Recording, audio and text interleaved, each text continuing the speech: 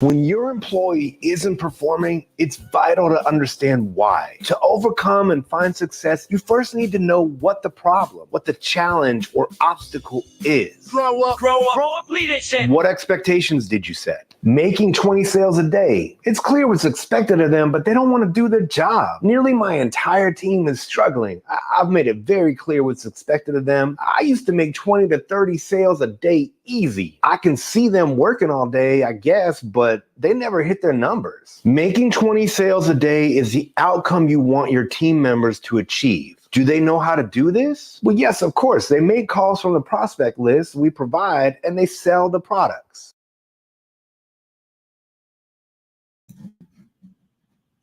All right. Welcome, Ian. That was a lot of fun watching that little segment from your YouTube channel. Yes. I want to welcome everybody. This is our first episode with Ian McLeod. He is the co-founder and owner of Grow Up Leadership. He's someone I've been following for years when it comes to all things leadership, including, HR, recruiting, and hiring. I've learned a lot from this guy, and he's quite the professional. And so just absolutely excited to have you on the show today. And we're going to interview you, Ian. So welcome. Why don't you, tell me where I went wrong on the introduction and introduce yourself. I appreciate that, man. I think you did a much better job than I would. But yeah, so my name's Ian McLeod. Grow Up Leadership is my consulting training business. So I provide leadership training services to individuals and businesses with a focus on fundamentals of performance management, leveraging from my 15 years management experience, actually culminated to a senior role where I had 5 large teams and about 80 staff reporting to me. So a lot of performance management, a lot of conversations going on there, a lot of staff to manage. I gained a lot of firsthand experience with managing employee performance during that time. I also have 5 years experience training and onboarding new leaders as well. So, and I just enjoy leadership and psychology and the concepts and really just sharing them like through my YouTube videos. So that's kind of my path so far, man. I'm excited to hang out with you. I'm a big fan of you as well and the content you create. So I appreciate the opportunity, Stephen.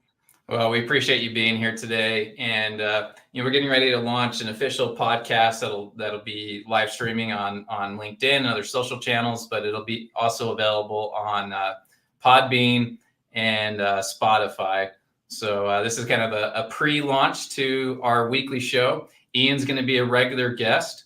He's got so much knowledge that we can tap into, and he's also, a great entertainer. You've got to check out his tree link. It's in the description. You can look at his different social channels. Ian dresses up in Star Wars characters. He wears all sorts of wigs and props, and he sits around the kitchen table and he's got a different persona for every person. It's one of the most entertaining things I've ever seen. So. You take education and you turn it into entertainment, and that's really where the value comes from. That's where people learn is through entertainment. And so if you haven't checked out Ian's Grow Up channel, go check it out. It's a lot of fun. Man, I appreciate the kind words for sure. So today's topic is near and dear to my heart, and I know it is for you. Yes. And that is mastering turnover and retention. Just like you, I've managed large teams over the years. I've had as small as a team of 5, and I've had a team of 500. Wow. And, you better believe anybody that's in a leadership role that's responsible for people, they care about retention. Yes. They care about the people that are working for them. And where most people go wrong, and we'll be talking about this as well, is just the how. How do we take care of our people? How do we show them that we care? How do we show them that what they do is meaningful to us, to the business, to our customers? And it's a real challenge. There's a saying that, when people leave, the reason they leave is not because of the company, it's because of their boss. It starts with the leader. It starts with the leader that has a vision. And so if you've got, if you've got great, insights as a leader, you have a vision, but you just don't know how to share that. You don't know how to execute. We're going to talk a little bit about that today. And, Ian, you've got some really great stats. You've got some really good ideas. We're going to talk about how to value our employees. First day matters, why people leave, having performance strategy for your team. So I've got a lot of questions for you, Ian. Yeah, man. So let's start off with just what's most important to you when it comes to turnover retention. When you're training clients, where do you start? Yeah, it's a great question. And I think, it's such a broad topic, right? There's so many things to consider when you're thinking about retention. And I think you and I talked about this previously, that, there's an exorbitant amount of money that's being spent on trying to not only retain staff, but just the amount of money that's spent on recruitment alone every year. I think I saw one stat for just one position. It can cost a company anywhere from $4,000 to $20,000 per position just in the United States. So if you having constant turnover, you are spending a lot of money on that recruitment. So it's a good idea, as best as possible, to retain staff. And certainly there are folks that maybe it's not a good job fit, and that's a whole nother thing with performance management. But if you're losing staff, you're probably losing a lot of money too. So first, just understanding. Yeah, let's just talk about the money aspect. I mean, this is important, right? You mentioned 4,000. I've seen a number that says as much as 150% of their salary is the cost of losing somebody. So, let's meet somewhere in the middle, or let's start on the low end with 4,000. That's still a substantial amount that's taking straight from your bottom line.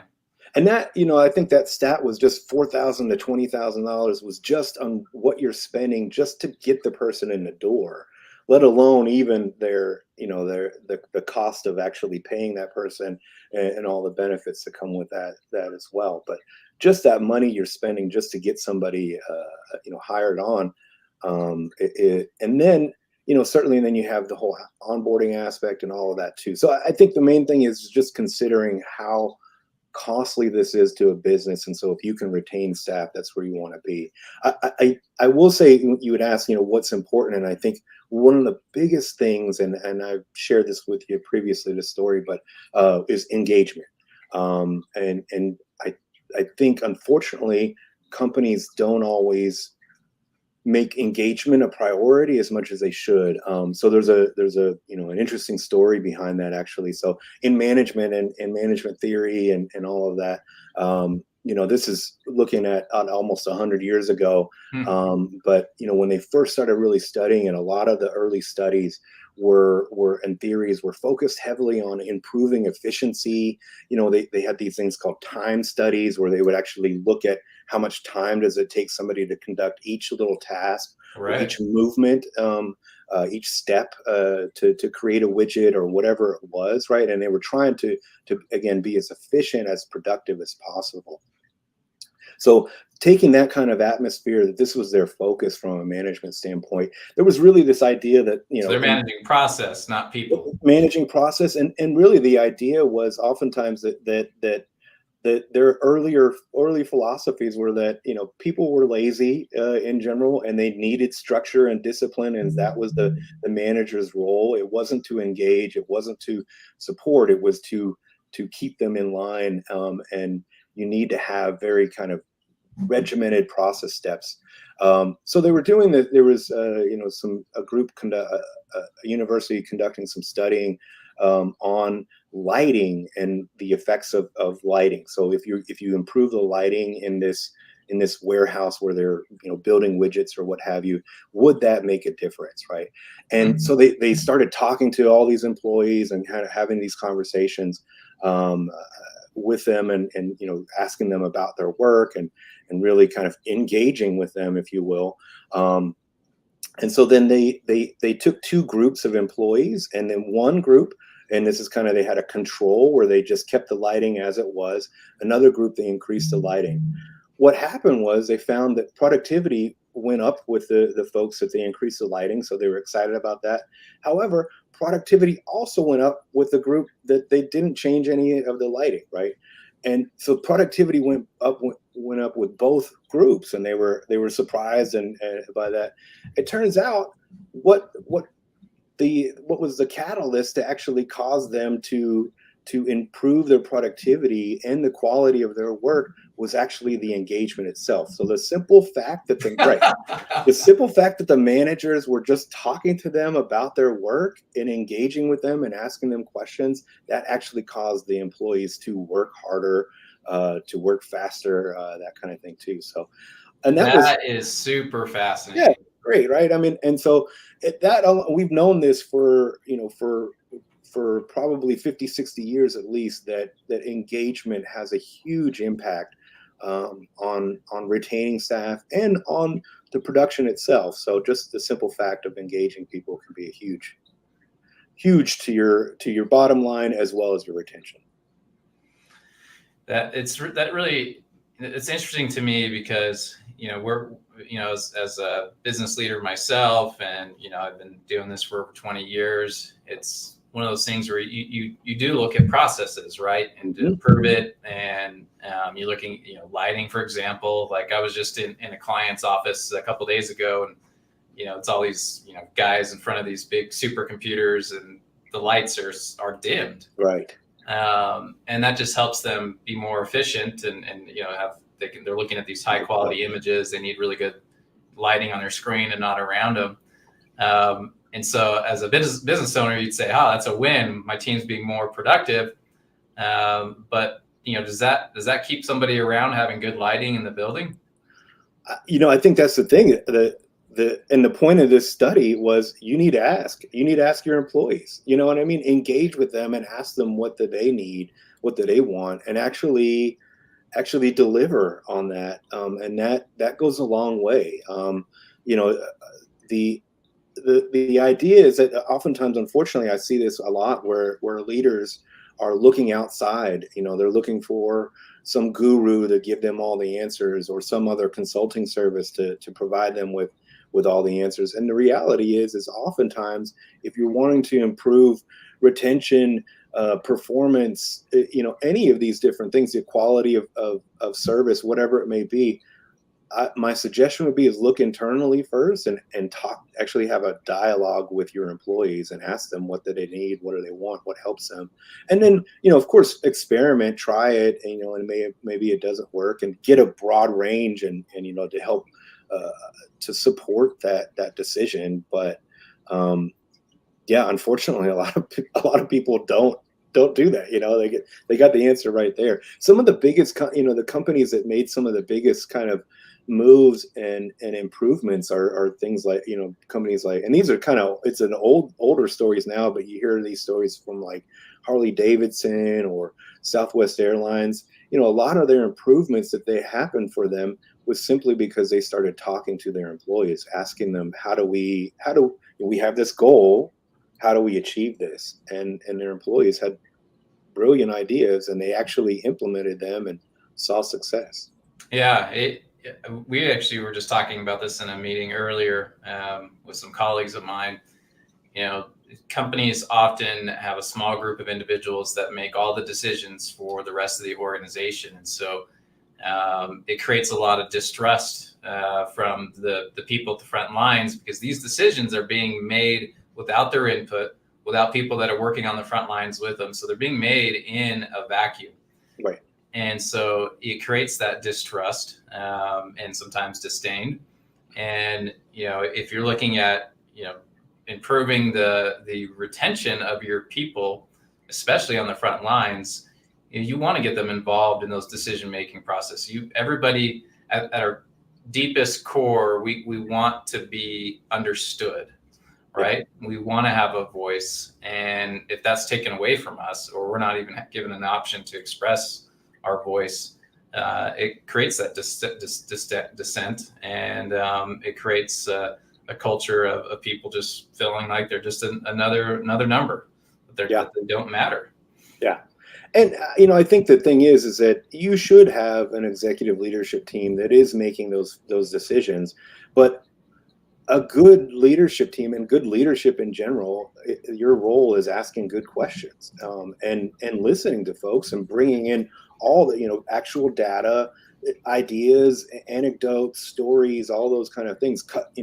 Hear from your customers, hear from your employees, hear from all the different employees at all the different levels and different directions, and then take all of that information. And of course, again, look at data. I mean, it's important. And so I'm not saying that you should have a culture where your employees are making all your decisions or running things for you, but the simple act of engagement, and bringing them into that kind of conversation, and then actually using those ideas and acknowledging that their ideas are the things that we've inputted and implemented.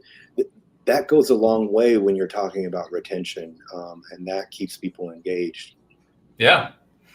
I when we were talking before we started the live show, I was talking about the importance of the first day, right? Yeah. For someone's first day, to make them feel just welcome. They're already part of the family, like they've already been here for several years. Really show them that you care, and help them see that they're being set up for success, that there is a plan, and help them feel confident in the skills that they're bringing to level up the organization. And so, but and I want to talk about that some more, but I also want to hit on that's just where it starts. Yeah. But it's not where it ends, right? This is an everyday process, an everyday retention strategy from day 1 to day 100 to year 10. What is our specific strategy to give them that first day type of experience every single day of their career? We don't have to bring the cake out in the balloons and have welcome signs on every window, but right. How do we create essentially a raving fan of the organization at an individual level? That's got to be an important part of a retention strategy. Absolutely. Yeah. And what you're talking about, and I think even that video I was referring to, kind of the concept of having performance management, some sort of built-in structure where, again, you were taking somebody through a process of, to your point, onboarding them. So have a plan, have some sort of strategy. I mean, ideally, you should be thinking about those things even from a recruitment standpoint, and that should all tie in and flow in together when you're recruiting, and then as when you actually do make the offer and make that hire, and that you are continually keeping that person engaged until they start, keeping them apprised. And then once they get there, I mean, so I had just a meme kind of a video I posted on TikTok. It actually got several million views. Yeah, and it's basically just a video image of John Travolta when he's in Pulp Fiction, and he's kind of like in that scene where he's with Uma Thurman going on a date, and he's in there initially looking around like there's a intercom that she's speaking on, and he's kind of lost looking. So I put that same kind of lost looking John Travolta, but it's in an office setting, and it just said something like when you your first day and there's clearly no onboarding process. And that, I mean, took off as far as like millions of views. But the interesting thing is, like, it got like 1,800 comments, and they were all red flag. This is, this happens to me, that kind of thing. I mean, how awful is it when you start a new job, you go in and nobody knows you're supposed to be, nobody knows who you are, nobody knows you're supposed to be there. There's no direction. Maybe they go give you a chair you can go sit in, and you're just waiting. If you don't have that is a huge red flag for people, and it sets the tone for usually the rest of how their experience overall. And of course, by that time, if somebody starts with that, it's going to be even harder. You could have a great engagement program later on, and you can have all the CEOs high-fiving and giving out free lunches and that kind of stuff. But if they already have that kind of bad taste in their mouth, it's going to be hard to really keep them engaged. Yeah. No, it's very true. I mean, it has to be, everybody in the organization has to buy into the same retention strategy, which really turns into your culture. I can remember distinctly, I sent 4 people to a customer their first day, right? And it's early in the morning. It's 5 a.m. They're doing a 5 to 5 doing 12-hour Wow. shifts, which, you Wow. know, man, people that can do that, it's incredible. I can't do that. That's really hard. Me neither. And so we communicated to the supervisor, you know, had their names, phone numbers, pictures, and you know, they were supposed to meet this trainer at 5 a.m. at the guard shack. Well, I get a call at 5:30 from one of the associates saying, "Hey, we're just standing out here and no one's here. They won't let us in." And I'm like freaking out. I call the trainer and he's like, "Oh, I'm so sorry, I forgot." And he runs to the door. And so I'm talking to those associates later that day, and you know, one of them was mentioning that, you know, there was at least like 30 people that walked by him, one after the other. And these are employees that didn't say a word, didn't ask if they needed help, who are they looking for. Yeah. It was just like they didn't care. And here's your like first impression to your new employees that you hope will be great contributors to the organization and make a huge difference, and you're going to make a big difference in their lives. And they're just, you know, waiting for 30, 45 minutes, and everyone's walking past them, not even acknowledging them. Yeah. I mean, it's a terrible experience. And the reality is probably the rest of those employees are all like, yeah, that's how it is on your first day. Like everybody just kind of, they, you know, unfortunately, this is kind of a common thing you hear too is, oh, this is just how it is, or this is, it is what it is, or this is how we do it here, or that kind of thing, which of course, then you're going to have problems with retention. And of course, you're going to have to constantly be recruiting because you've basically decided that this is our culture and this is what we're, you know, this is what we're focused on. And I will say, regardless of your feelings about, you know, how someone you have to go through these kind of difficult times, or, you know, I learned from the school of hard knocks or whatever it is, you're talking about real money that you're losing over and over and over again because you can't retain your staff because you have to keep recruiting, and how much time is wasted and how much money and resources and effort is wasting on finding new people, onboarding them. They don't last. And then you start. I mean, to be honest, that's part of how I'm in an industry that's still thriving in businesses because companies haven't got that right. Yeah. And we believe here, the organization I work for and love, Your Employment Solutions, you know, that you know, we need to change our approach to staffing. Our companies need to change their approach to staffing because we don't need this revolving door that doesn't help anybody. Right. Absolutely. So I think there's two other things that we kind of talked about that I think are important to acknowledge as well. We can dive as deep as we want to with those kind of things, but, you know, obviously having a good, solid onboarding process is highly important because that sets the tone for the rest of the work. But what I was talking about there with that performance management, so having a structure in place where you have clarity of expectations, where it's clear how you're going to evaluate that performance, and that's, you know, as transparent as possible. You're good at delivering timely feedback and creating that accountability, and as well thinking about how you're developing people and helping them grow within that the business or within themselves, whatever that may be. So it's important to have that structure of some regard, whatever that may be and looks like. It's going to vary from business to business, but having some sort of performance management system in place is important. And it's important because then that helps support your managers to be able to do their job effectively as well. And I think one of the biggest things, and there's tons of research, tons of studies to show this, is that probably the biggest impact on job retention is the manager itself, your direct manager. Gallup, you know, continues to, all the research that they do continues to show year after year that the number one kind of contributor to someone's satisfaction is oftentimes their direct manager. So, yeah, you know, having good managers in place, and that requires for you to think about some sort of leadership development, some sort of training, some sort of giving those leaders the tools and the knowledge on how to actually lead and manage people.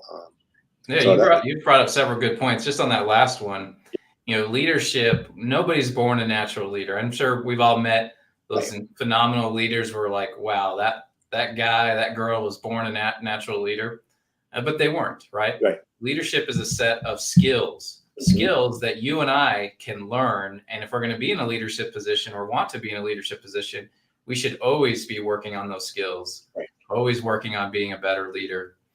I was thinking of, one of my past clients years ago. I used to consult, managers, new managers getting into management roles, and he just taken over a big grocery store, and one of his department managers from the meat department came to him and said, "I've got this employee that, I gave her 3 tasks. She signed off that she completed all 3 tasks, and she didn't do a single one of them. I want to write her up. I want her gone." And so my client was asking me, "What do I do in this situation, Stephen?" I said, "Well, you're looking at this at one layer deep. Right. This person didn't do what they said they were going to do, and they signed off that they did. So they penciled it. It's like on the surface that you should just write her up and get her out of here. She is lying, right?"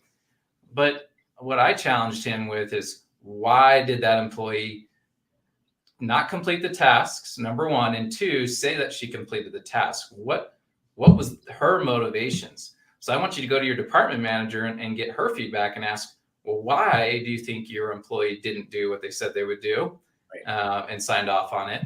And then grab that department manager and meet with that associate one-on-one, and let's find out, is it lack of training, lack of understanding of how to do a specific task? Is it, hey, I was just pulled in 10 different directions and I couldn't get it done, and we've been shorthanded for months in this department, so I'm just doing the best that I can. So let's truly understand the root cause of why our employees are not performing the way they are. And it comes back to, you want to know why your employees suck, Ian? You don't have to look very further than what's in front of you. Right. In front of your nose. It's you. Yeah. It's you. You take responsibility. You're accountable to your team. Absolutely. So if you're somebody that's struggling with retention within your department or within your company, well, you got to look in the mirror and ask yourself why. Yes, absolutely, 100%. And look, I think that's a perfect example of the importance of taking a curious approach and understanding root problems to anything. And that should be your approach as a manager with literally everything, whether it's a person or a process or a actual piece of equipment that's not working. You should figure out what the root problem is before you start doing anything. If an appliance stops working, you don't just automatically not throwing this thing out and getting a new one. Not with the cost of appliances these days. Exactly. At least try to figure it out, and usually it's something you can fix or something easy. You hope for that at the very least. But yeah, I'm all for. You should be creating accountability for sure, and there are times when you do need to hold people accountable, and even whether it be, a write-up, corrective action or even termination at some point. But that should not be. That is not those things. Those tools are to manage people out. That's right. If they're not performing, that is not a tool to manage people's performance itself, right? And so, to your point, you need to figure out why. Is it that they don't understand and they're just faking that, or they don't feel, so there's this whole, I don't know if you've ever seen this, it's kind of an old concept, but skill will matrix. And it's basically, you just look at either is skill an issue or is will an issue, and then That's kind right. of understanding. And so is it motivation? Didn't that come out of the SEALs? I think so, and it's pretty old. It's been around for a while. I have to look up and see who came up with it. There's so many of these different concepts. They all kind of run together for me. But the point is that it's about understanding. Okay, is skill an issue? If skill is an issue, then maybe they do need some further training or assistance or skill building. And you might, after some time, you might figure out. Okay, look, this person's just never going to be. There are plenty of things in my life that I'm never going to be good at. As far as certain. I'll never be good at golfing. I tell you that right now. Absolutely, I'm with you on that. But I appreciate at least somebody trying to figure out that I'm not good at golfing instead of just getting rid of me because it's some other reason, right? So at least trying to figure out what you're trying to do is figure out the reason, or to your point, the root issue. And then see if you can provide solutions for that. And, you know, at the end of the day, they may need to be written up, but at least you put that effort in. So Well, think I'm with you. about that at scale. That specific scenario. This associate that was assigned 3 tasks, said she did them, but she didn't, and they were ready to terminate her. I mean, how often does that happen across the country? Every single day, every single minute, where you look at your retention strategy, and it's like you've got to start at the front lines with your frontline leaders, because they're the ones that are leading those teams and making those decisions. And if they're not equipped and trained to dig a little bit deeper into the issue, to find the root cause, you know, the famous ask why 5 times. Yes. Why did this happen? Why? You know, you're just going to continue to lose good people. And if it's a skill or a will issue, you know, you need to figure that out. Right. And most companies, unfortunately, you know, they don't take the time to do that. And then they wonder why, you know, they've got 300% turnover in the building. Right. And I get that you might, as a manager, a frontline manager, you might be upset the fact that this person signed off that they did these tasks and they clearly did not. And I understand you're upset, but your job is not about, it's not your feelings. It's not about your feelings. It's about, your job is to ensure that your staff are performing successfully as a manager. And I think, unfortunately, you know, one of the things, I don't know, have you heard of the Peter Principle? It's kind of it's a really old concept. Why don't you tell me? Yeah, so there's this. It was actually a book that was published like in the 1970s, and it was kind of more sarcasm and meant to be kind of a joke a bit. But essentially, what it is, the Peter Principle, is the idea that people rise to a level of incompetence. So they basically keep they're good at this job, right? I'm good at this job, and then I get promoted, and then I'm incompetent here. Or maybe I rise to the next level, but eventually I just get to a place wherever I'm at, I'm incompetent at that position. So, and you see this all the time, especially within management. You know, you see people, they're great at being an engineer, or they're great at being a nurse, or whatever the job is, right? And then they get promoted. Well, that new job that they're doing is no longer, they're not an engineer anymore. They're now managing a team of engineers, and their job is people management. It's good that they have the knowledge, but unfortunately, if you don't provide, that person now needs to acquire. Just being good at engineering alone doesn't mean that I'm going to be good at being a manager. And I might be an amazing engineer, but it doesn't translate. You know, they're apples and oranges. So you need to teach that person, or that person needs to seek out the oranges part and learn that new skill set. And I think that's probably one of the hugest issues within the kind of business world in general, is that we have a lot of managers leading people who have no idea how to actually do that.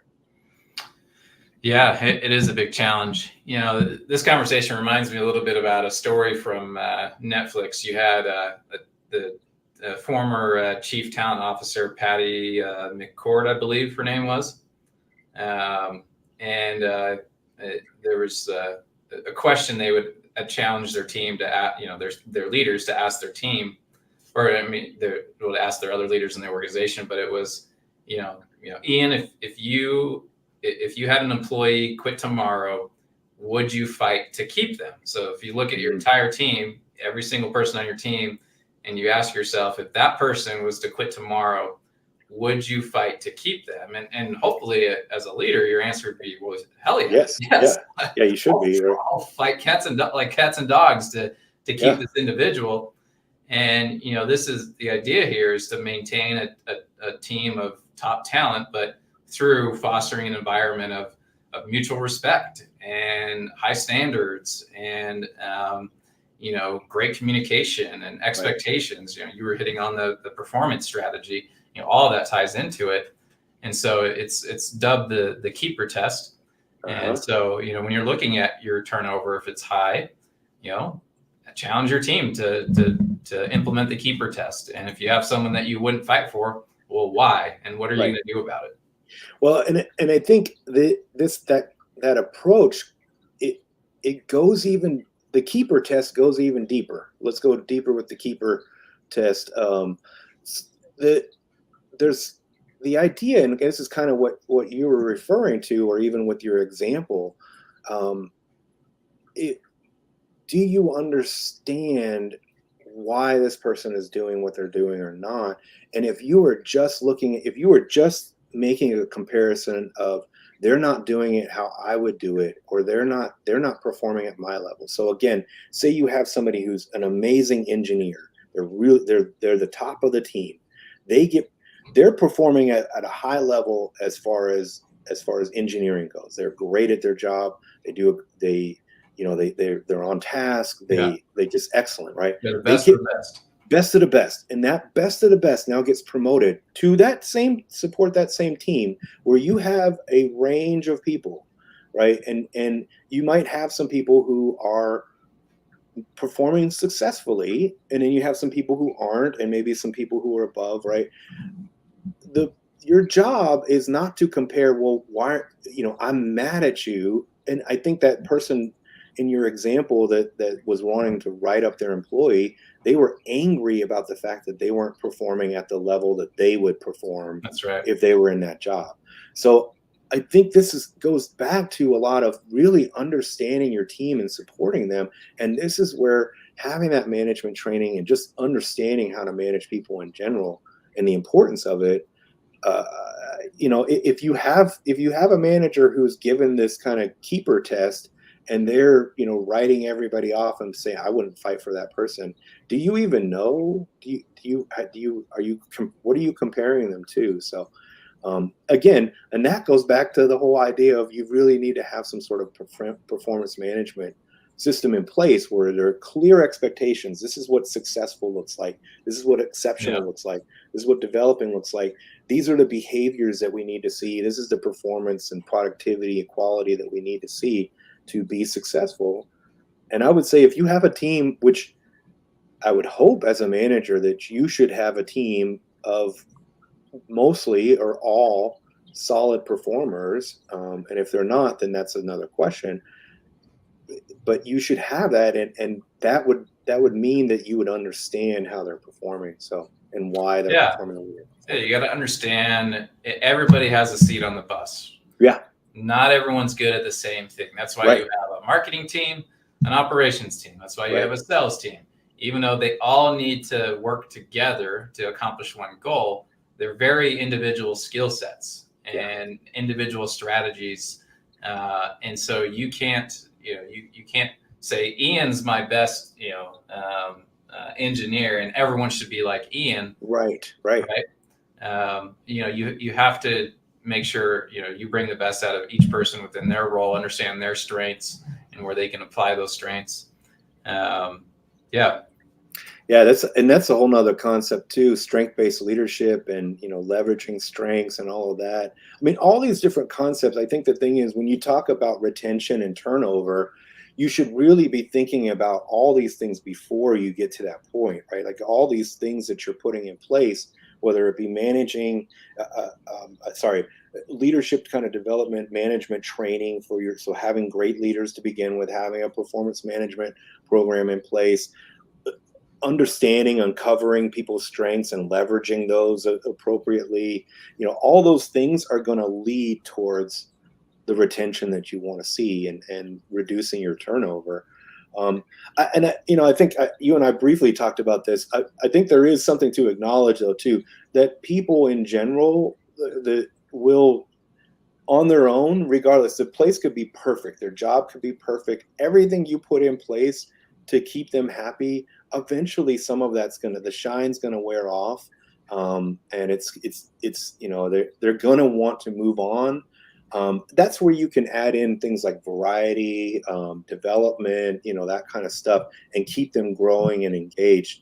I had shared this before with you, but there's this concept of habituation in psychology, where basically people get habituated to whatever, right? So like if you go on vacation, that first view of that scenic view, of the ocean or whatever it may be, is so beautiful and breathtaking.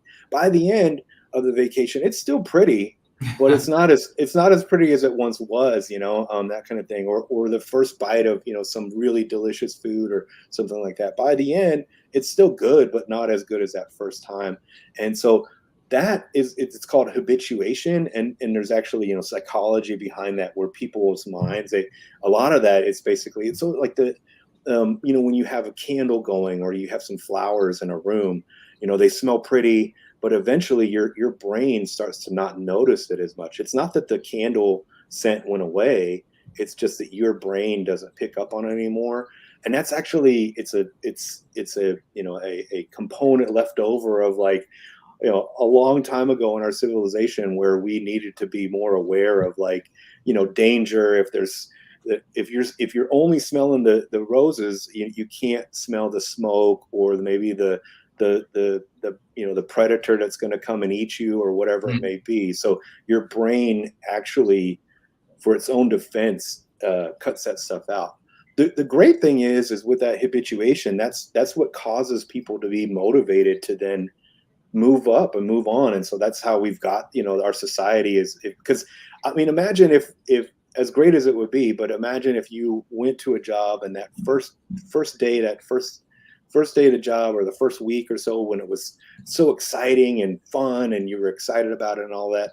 Well, I mean, if that continued on forever, you'd have no motivation to do anything else. So I think you just made me think of something, is with that, sometimes it is time to go, right? Sometimes, you're ready to move on to something else, different company, challenge your way, and be challenged in a different way, or maybe not challenged as much anymore. Different phases in life. Yeah. I really like, Reed. Speaking of Netflix earlier, Reed Hastings, one of the co-founders of Netflix. He took this unique approach. He called it the Alumni Network. And this was recognizing employees that left the company. And they really went above and beyond to help them transition out. So if someone raised their hand and was like, I'm done, or, Reed Hastings was like, you're done. They're doing everything in their power to support the transition. They're helping them find new opportunities, which is phenomenal. They're giving them, above and beyond severances, and they're having a big going away party. They're sharing, all the stories of this individual, their fondest memories. Like they're really, like, they truly care about the individual, even though that individual is no longer contributing to Netflix and they're leaving the company. Yeah. And, the reality is a lot of these employees actually become the greatest brand ambassador of a company they worked for and no longer work for, because of that experience. And so a result of that is Netflix gets great people that are looking for that same thing in a company that they want to work for. And so they're naturally attracting that talent through the people that they let go or quit and moved on. Yeah. I mean, you should, as a business, just as much as you should be concerned about your customer facing reputation, you need to be concerned about your internal reputation and even your external reputation, as far as a hiring company that people may want to work for. And that's that next level thinking about legacy and all of that, and kind of building that larger excitement about coming to work there. But I will say too, I mean, it doesn't even have to be that they're leaving, right? You don't have to. It doesn't have to, but maybe they're just leveling up to a new position or a different department. In some instances, it might just be learning a new skill. How can we make this better? And even, I would argue, even just asking the employee, what do they want to get out of this too? Point is if you notice somebody is unhappy, and you should be having that conversation, early on, to help them develop. And to your example of that person who wanted to write them up, again, is it a will? Is it maybe they understand completely how to do that job, and then it's a will issue? They just don't want to do this job anymore because whatever reason, they're bored, that kind of thing. And then that gets into whole another aspect of motivation. Well, your job as a manager is to also, in whatever you can do, to try to help motivate this employee to be successful as well. So, I think the main thing is just acknowledging the fact that the shine does kind of, even if you do have a great, awesome job and it's the dream job for somebody and all of that, eventually that shine's going to wear off, and then you need to help that employee figure that out and what are the next steps. Yeah, there's I've had a lot of tenured people I've worked with in my career, and you see these cycles of that shine going away, right? Yeah. And they get burnt out, and it can be a trap. They can be stuck in that for years if they're lucky enough to still have a job being stuck in that. Right. And so you have to, as a leader, help your team reinvent themselves over and over and over again, so that boredom doesn't stay. Right. Absolutely. And I think just being aware that is a thing that happens, and having something in place where you are trying to address that in your culture, in your performance management, in your management of people, will make a huge difference, whatever that ends up being. I mean, you and I, we could probably spend another whole hour talking motivation itself for sure. Yeah. So maybe that'll be another episode. Exactly. Well, let's kind of encapsulate, just give us a few bullet points when it comes to, mastering turnover, retention. Give us a few bullet point tips to close this out. So I think, the main thing first, just acknowledge the fact that the shiny and new awesome experience, like we talked about, is going to wear off. And so that's something you need to be aware of. Huge one, though, is just in some way engaging with your staff. So keeping staff engagement going, making them feel like they have, a purpose and they're part of this larger mission. Leadership training, so making sure that you have solid managers, because again, that direct manager has the biggest influence on your employees' satisfaction. So ensuring that you have competent managers who are calibrated with each other, and again, creating accountability, but also supporting success. And then with that's the other component that's needed. It's some sort of larger performance management structure, plan, strategy to, again, manage performance. And that starts from the very beginning of having an onboarding process where you are clearly training somebody and providing them the guidance and resources to be successful right out the gate. And then just having that structure in place to continue that. I think if a company was able to understand and manage all of those different aspects, your retention rates, I guarantee, would improve, dramatically. Yeah, well said. Well, Ian, thank you for joining us on our pre-launch of the podcast. We're still finalizing the name, and Ian's got an open invite to join us on a regular basis to share his expertise when it comes to leadership and performance management and people management. So I hope you guys will be excited and look forward to additional interviews with Ian. So thank you, Ian, for your time. Check out Ian's link tree in the description. And if you'd like some help with your retention strategies, reach out to Ian. He'll help you. Please do. Thanks, Stephen, for your time, man. It was great. I appreciate the opportunity. This was a lot of fun. I'm always excited to nerd out about leadership stuff. So definitely reach out if you need me. All right. On that note, we'll close it out with this outro. All right. Thanks, man.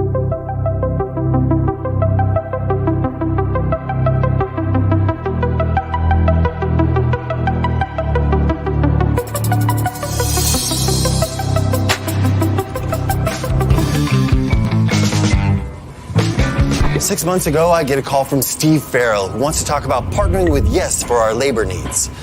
It would change your approach to staffing. Change my approach to staffing? We're short on employees. Again. So we're gonna have to shut down a line. Sorry. I told him I've already used multiple agencies and have had headaches with each one. So my approach to staffing is just fine. With multiple agencies, we thought we had our staffing needs covered. I had negotiated a super low rate to save on labor costs. And I could pursue my passions outside of work because I never had to stay overtime due to turnover, productivity, or training issues. The agency sent quality people. Well, they sent people. Sometimes. My love of language and lexicon languished. I negotiated a super low rate. Hey, the agency employees didn't show up, so we're short on staff again. Bupkis. Curses. Fetch. Hey, an agency sent an employee. Do you have production experience? I've produced YouTube videos. I'm hungry. When's my first break? This is not sustainable. If you want happy customers and a healthy business, something's got to change. So yes, we tried Yes. Yes focuses on finding the right people for the right job. Turnover is down, productivity is up. Yes trains Or onboards. quality employees, ensuring they have the skills Or proper work ethic. our company needs to succeed. Thrive. Yes provides us with quality data so we don't have to juggle multiple agencies to fill our needs. They could have doubled our rate. No, they could not have. Okay, maybe not doubled, but Yes's cost was cheaper in the end. They solved our problems, which were way more expensive than a few points on rate. I'm just happy that Yes provides us with good people. Great employees to fill our workflow gaps. And Yes brings them fast. Yes specializes in production, warehouse, manufacturing. And I love that Yes focuses on workplace safety.